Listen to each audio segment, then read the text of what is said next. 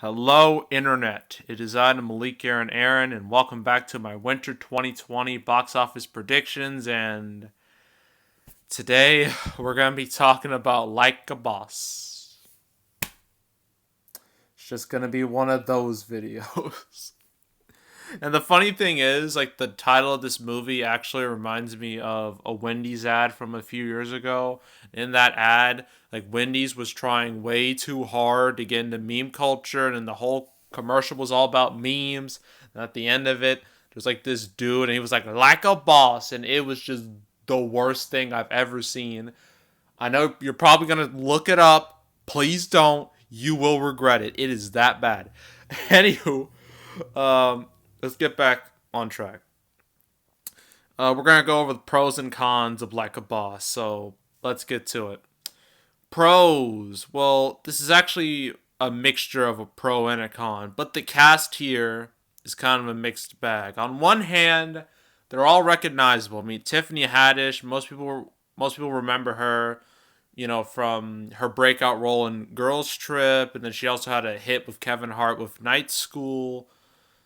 And you got Rose Byrne. She's been successful in a lot of different genres, not just comedies. I mean, she was in the Neighbors movies. She was in Instant Family. She was in the Insidious movies, at least the first two. She was also in the X-Men movies before those died. And Salma Hayek. She's been pretty successful too. So yeah. Yeah, overall, these three ladies here are recognizable, but at the same time, um, particularly with Tiffany Haddish, I feel like all of them have hit some type of wall, especially Tiffany Haddish, because when it comes to actors, there is always the danger of overexposure. And what that is that what happens is, an actor it can have a big breakout role and everybody loves them. And then, so what happens is they try to sign as many deals as possible in order to keep their momentum going. But at the same time, what that does is that if they're in too many movies at once, people are going to start getting sick of them and they're not going to watch their movies anymore. And then it leads to a downhill spiral. I mean, look what happened to Melissa McCarthy. She had her breakout role in Bridesmaids. She even got nominated for an Oscar for that movie. She had a lot of projects. Some did well, and then eventually she made one too many bad ones. The big failure was Ghostbusters. After that, her career just spiraled into oblivion. And then, I just realized something. Both Melissa McCarthy and Tiffany Haddish were in the movie The Kitchen. Does anyone remember The Kitchen? No, exactly. No one saw it. Nobody cared. I even made a video about it, and I still didn't care. So, yeah, Tiffany Haddish, I don't know if she's hit that wall yet. I mean, her last comedy, which was like Nobody's Fool, did pretty low numbers for not just her standards, but also Tyler Perry standards because he directed that movie. And yeah, we'll have to wait and see if she hits that wall. And could this be the movie that does it? I don't know, but we'll see.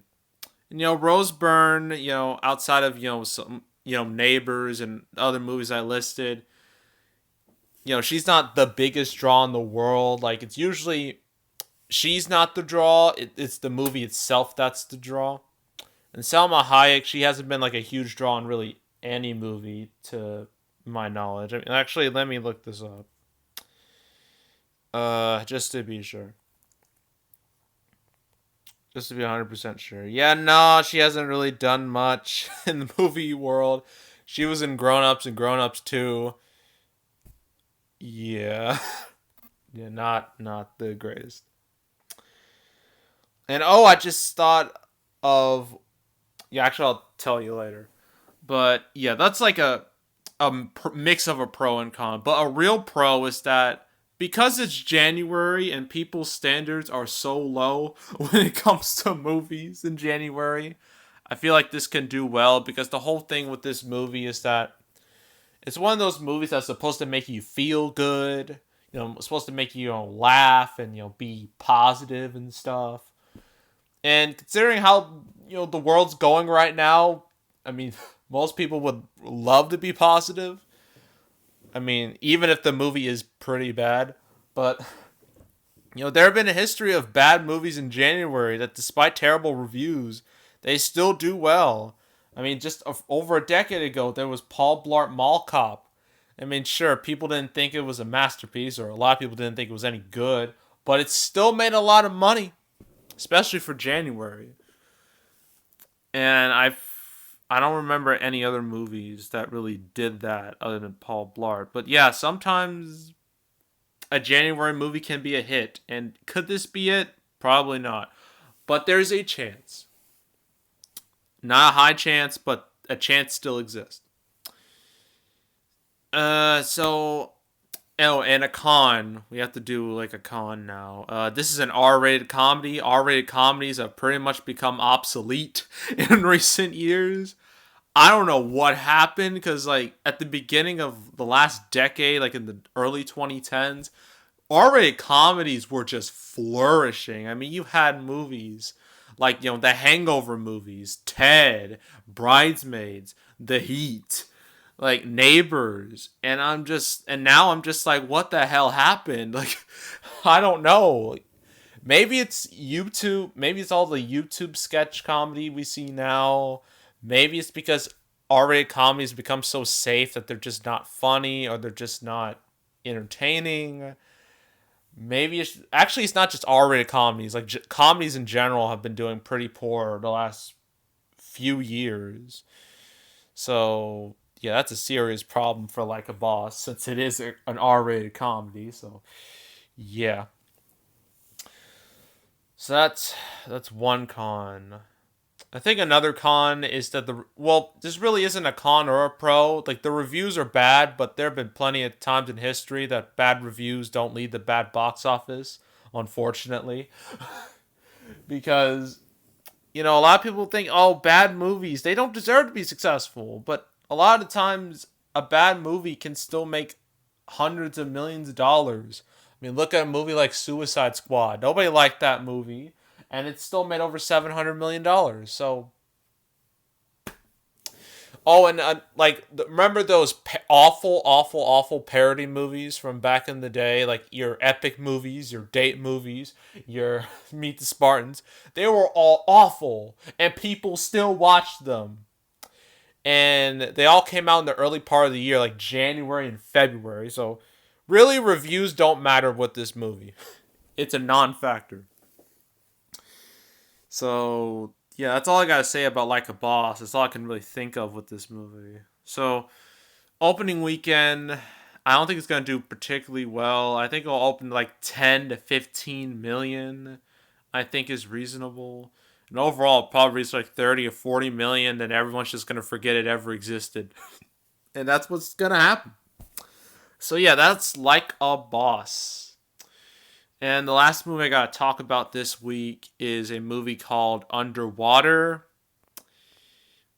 And nobody's talking about this movie at all, so that's gonna be fun. And then, the week after this, there's like the rest of January is pretty quiet. I mean, there's Bad Boys for Life and Doolittle, and the last Full Measure. I don't know if I'm gonna talk about that one. I might, but who knows. Then there's like movies like The Gentleman, Run, The Turning, Gretel and Hansel, The Room Section. Like, it's gonna get real slow, real fast. So yeah. And I'm just waiting for Sonic. That's the only movie I want to talk about so badly. But it doesn't come out till the 14th of February, so I'm stuck talking about January. So yeah, that's it. That's all. Make sure to subscribe. Like this video, leave a comment. You want to go check out my past predictions? I have like my Winter 2020 playlist on the homepage. I got my Holiday 2019 predictions. I have that playlist. You can go watch that. My December 2019 recap video will come out real soon. And yeah, that's pretty much it. So that's it, and I am out.